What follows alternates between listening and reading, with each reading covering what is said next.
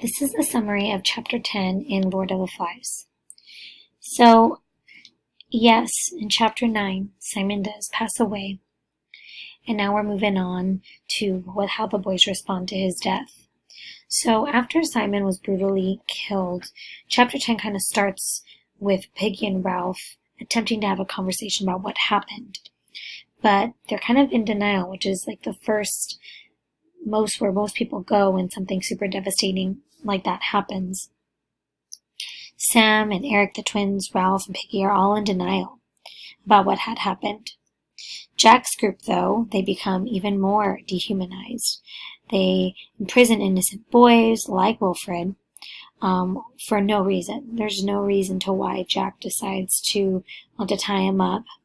And they also plan to steal Piggy's specs once again, which we already know that there's only one lens that's not cracked.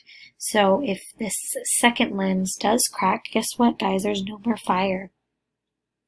Jack's group ends up stealing the specs through a very violent fight. And when you read it, you're going to get lots of details of the kind of fight that took place. The why behind this chapter is you don't have to rely on brute force to get what you want. You can earn it. And unfortunately, Jack has found that through brute force, violence, and anger, that's how he gets what he wants. But we all know that that is not the way life really works.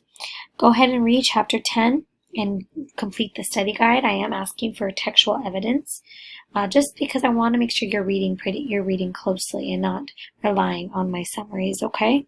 Have a great upcoming weekend, rest, and have fun.